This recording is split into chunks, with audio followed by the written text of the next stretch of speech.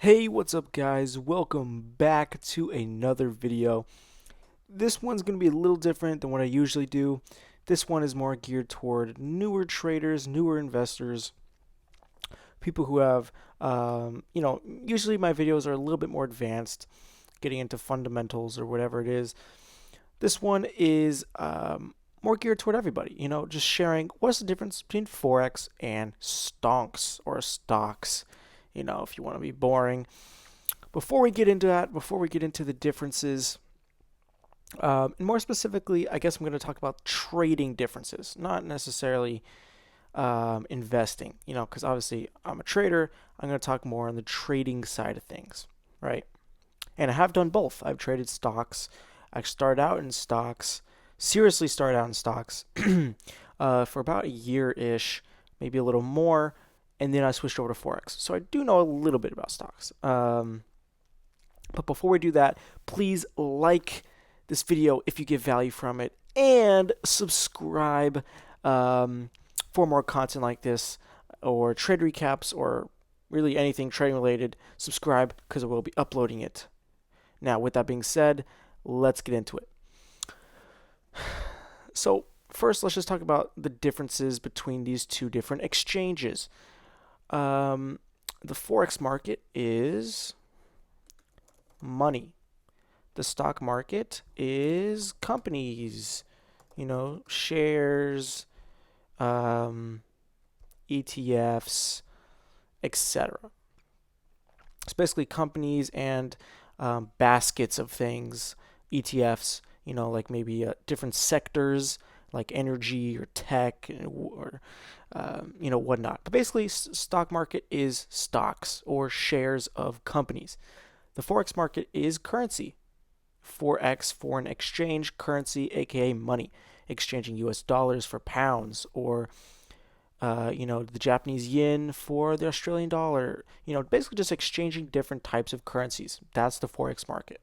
And most currencies are not fixed, so they fluctuate, and you can make money off these fluctuations, just like you can make money off the fluctuations of company share prices, right? That's basically how you make money trading, right? The movement of the market. So that's the main differences. So basically, what you're trading and also volume. So there's trillions of dollars traded every day with forex, whereas there's only billions. I mean, it's still a lot of money. Billions traded every day with stocks. So much larger market with forex, which has its upsides and downsides. Downsides, a bit more manipulation, a bit more banks are the ones moving it. Whereas the stock market, it's a bit more retail money that can move things around because it takes less to move it, right? You might need millions of dollars to move a company, whereas in Forex, you need billions of dollars to move a currency. And most normal people don't have billions of dollars to trade with. So there's those differences there. And another big difference in the general dynamics is that Forex, you are trading pairs. So you're always trading one currency versus another. Whereas the stock market, you can just trade a single, I guess, sort of asset. Let's call it that. So you can just trade Apple, right? The company Apple, where you can't just trade the British pound. You have to trade it with another currency. You can't just bet on the pound going up. You have to bet on the pound going up in connection to another currency, preferably a weak currency so that it goes up even more, right? So that's a little bit weird and major differences, right? So now let's get into trading specifics. What are some differences if you're looking at trading each of these? Well, for one big one with stocks, there's the PDT rule, meaning if you have less than $25,000 in your broker account, you can only day trade 3 times a week. 3 times a week, which is okay for swing traders or investors, not so much for traders, right? So that's a big one. For Forex, it's as much as you want. Another one here is leverage. leverage here, let's just say 50 to 1. For US brokers, that's the maximum. We're going to go with it. You can use a lot more leverage with unregulated offshore brokers, but we're not going to get into that.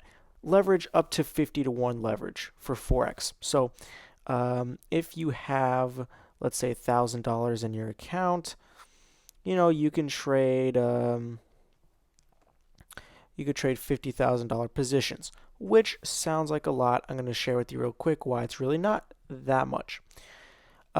Stocks max 1 to 2 leverage. So basically, if you have, let's say, I believe the minimum is even 2,000 for this. So you have to have at least 2,000 in your account.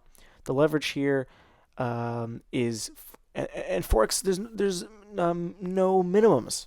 That's another thing. So you can put in $100 in your account and still get 50 to 1 leverage, still trade whatever with $100. Here in stocks, the stock side, in order to get any leverage, you need at least $2,000. So there's that.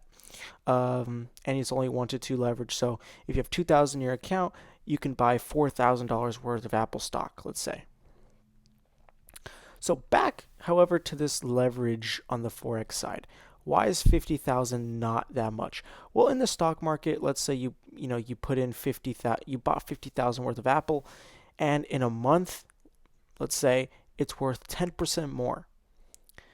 Well, that's great. You just made $5,000. Amazing. But Forex, the key difference and the key why you're allowed a little bit more leverage, or a lot more leverage, is it moves slower. So let's do this. It moves less percent-wise.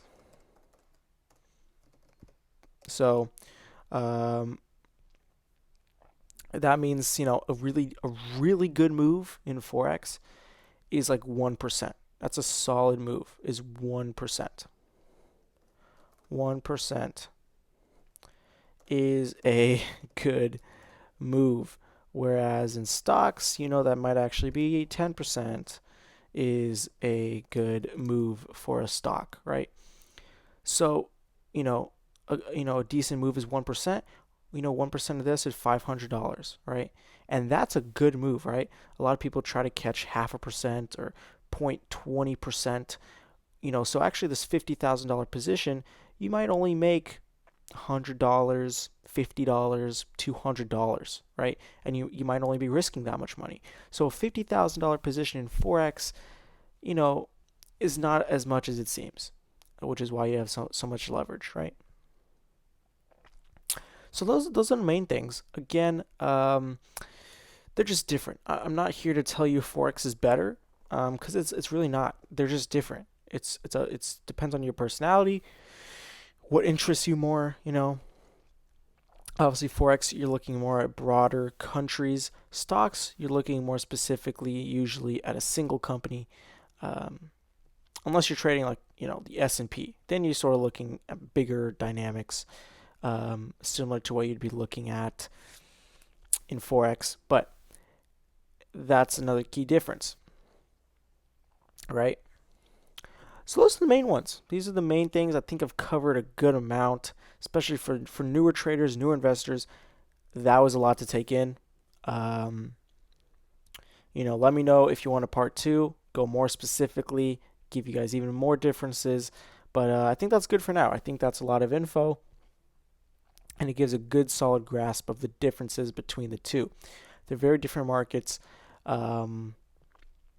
But, you could always use technical analysis on both, trend lines, Fibonacci, moving averages, market structure. So those parts are sort of similar depending how you want to trade. But that being said, please give this video a like if you gained any value. It really helps the channel out. And do hit that subscribe button below if you want more content like this. And I'll see you guys in the next one. Come from a town where most of the people are so close-minded. They go into school and they work in a job, but they don't even like it. I won't be put in a box. Nobody telling me what I should rock. Nobody telling me what I should